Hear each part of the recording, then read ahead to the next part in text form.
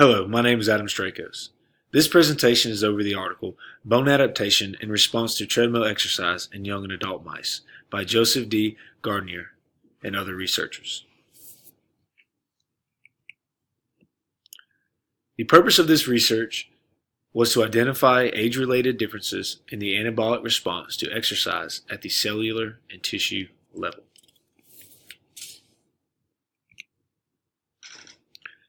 As a result, exercise had a significant effect on PTHRP and SOS gene expression during the first week that was dependent upon age.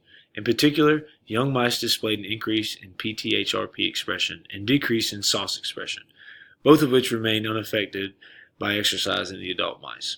After 5 weeks of exercise, a significant decrease in the percentage of osteocytes expressing sclerostin at the protein level was found in young mice, but not in adult mice.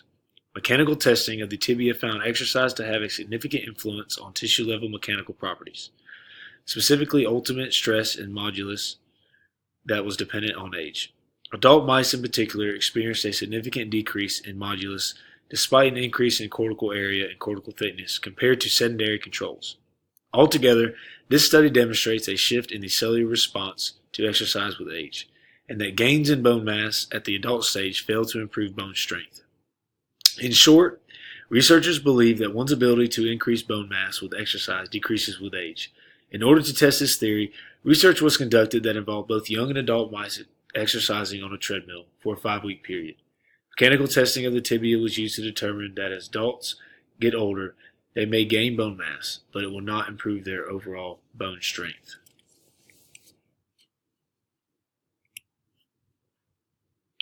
Numerous articles and research were cited throughout.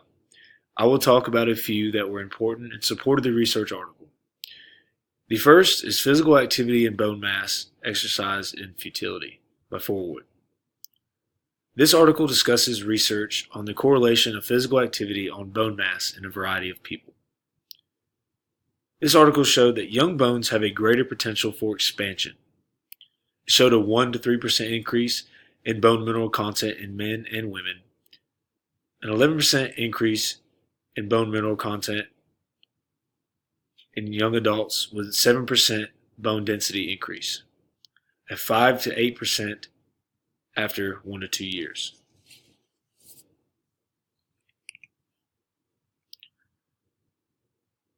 The next article, Physical Activity in Relation to Serum Sclerostin, Insulin-like Growth Factor 1, and Bone Turnover Markers in Healthy Premenopausal Women, a cross-sectional and a longitudinal study by Ardaway. This article discusses the effects of physical activity in relation to the chemical makeup of bone formation in young women. Women with physical activity greater than 120 minutes per week showed lower serum sclerostin but higher SIGF-1 levels than sedentary controls. Sclerostin is a key regulator of bone formation. Insulin-like growth factor 1 plays an important role in childhood growth and continues to have anabolic effects in adults. This article also showed that bone formation markers are higher when physical activity is greater than 120 minutes per week.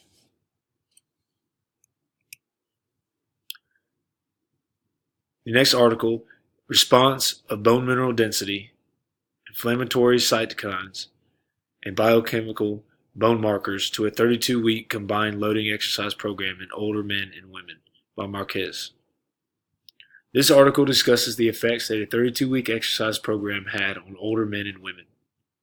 After 32 weeks, both men and women increased dynamic balance, muscular strength, and trochanter, intertrochanter, total hip, and lumbar spine bone mineral density. This article also showed a reduction in inflammation and an increase in bone mineral density.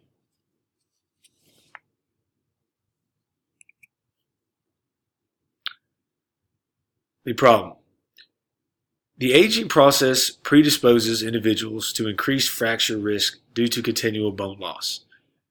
As a preventative strategy, exercise and physical activity provide a means to increase peak bone mass in children and adolescents while allowing adults and elderly to maintain bone mass later in life.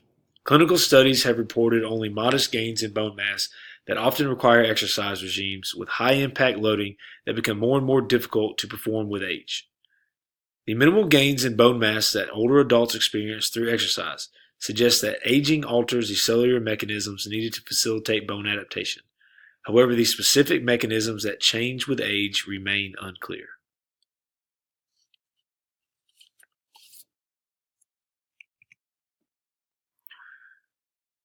The hypothesis. The effect that exercise has on tissue adaptation after skeletal maturity is reached has yet to be evaluated. The researchers hypothesized that the capacity to suppress sclerostin at the gene and protein level in response to exercise is lost with age, coinciding with failure to enhance bone formation and the mechanical properties of cortical bone.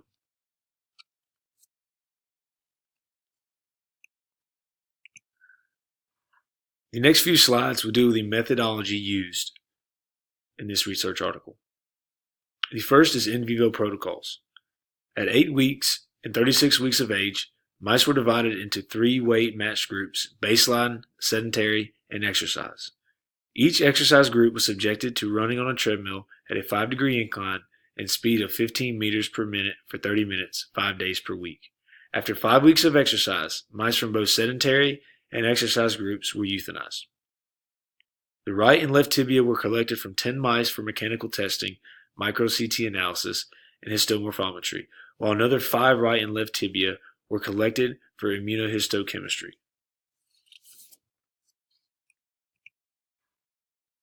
The next methodology is gene expression. Bone marrow removed from tibia samples to obtain osteocyte-enriched samples. Each sample was then immediately frozen in liquid nitrogen and homogenized to extract mRNA and tresol.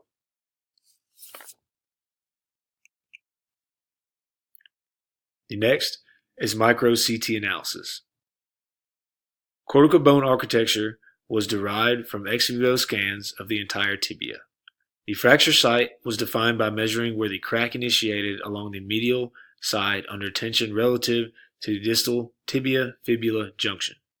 A standard site was also defined midway between the loading points. At both sites, cortical bone thickness, cross-sectional area, endosteal surface, peristeal surface, bone mineral content, and bone mineral density were determined.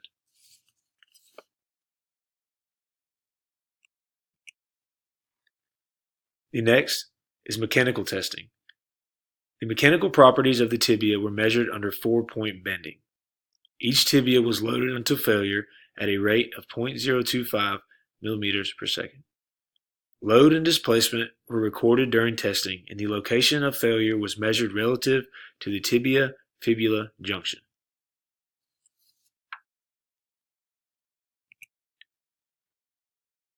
The next is histomorphometry. Histomorphometry is the quantitative study of the microscopic organization and structure of a tissue. Fluorochrome labels marking mineralization were quantified by first embedding each tibia sample in methyl methacrate. Sections were then cut at the mid-diaphysis using a low-speed sectional saw. They were then polished to a final thickness of 200 micrometers. Fluorochrome labels were identified under a confocal fluorescence microscope to calculate mineral opposition rate and bone formation rate.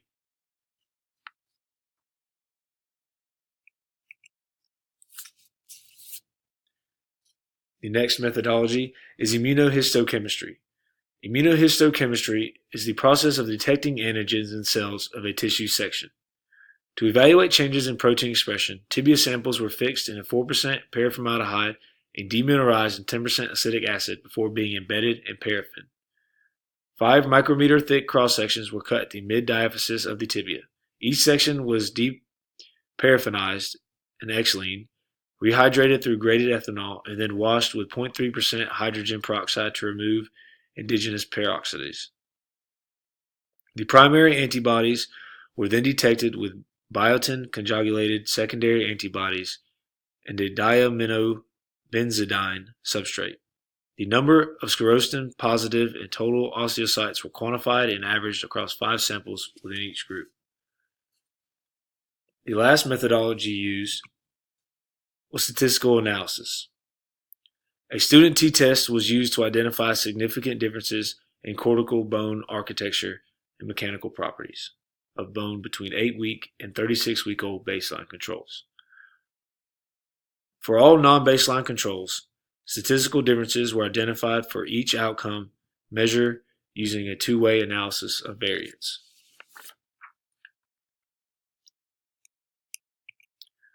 The next few slides will show the figures and charts expressing the data found in the research article. The first figure shows that exercise had the largest effect on cortical bone architecture in adult mice. Significant main factor effects are noted for age, capital A asterisk, exercise, capital E asterisk, and their interaction, EXA asterisk. The second figure shows the post-yield behavior of the tibia after 1 week of exercise was significantly increased in younger mice.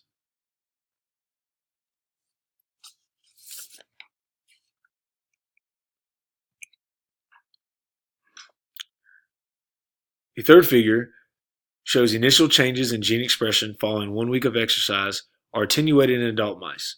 The fold change in mRNA expression within cortical bone was measured after 5 days of exercise and expressed relative to 13-week sedentary controls.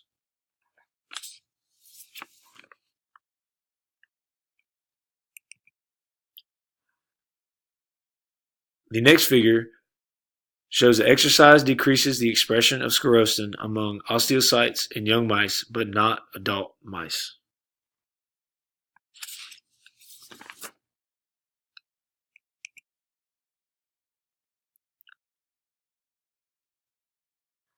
The fifth figure shows that PTHRP expression in cortical bone is high among adult mice, but does not change with exercise as in younger mice.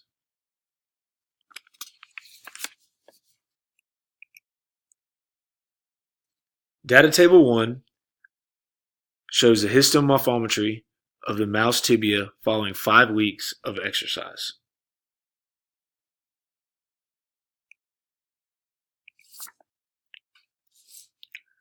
Data Table 2 shows the mechanical properties of the mouse tibia following 5 weeks of exercise, focusing on structural level properties.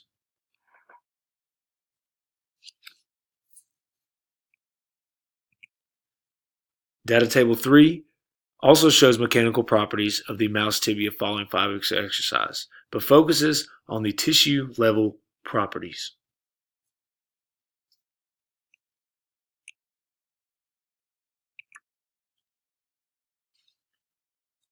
Analysis of the data.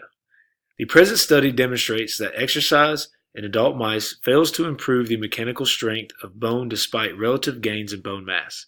The mechanical properties of bone in adult mice do not improve with exercise. Exercise during the growth and development phase of young mice increased bone strength. At the cellular level, exercise in adult mice also failed to elicit initial changes in PTHRP and soft sclerostin expression that young mice experience. The data showed the inability to suppress sclerostin presents a potential limitation for exercise to promote bone formation and improve bone strength in adults. Exercise improved the post-yield properties of bone compared to sedentary mice.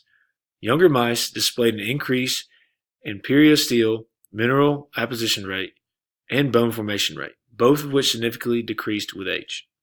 Aging attenuates osteocytes' capacity to suppress sclerostin and increase PTHRP expression in response to exercise limit anabolic potential. In conclusion, the hypothesis was correct.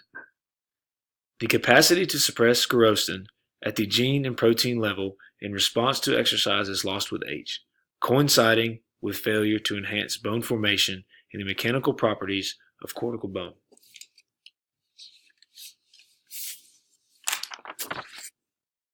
Thank you for listening to my presentation on the bone adaptation in response to treadmill exercise in young and adult mice by Joseph D. Gardinier and other researchers.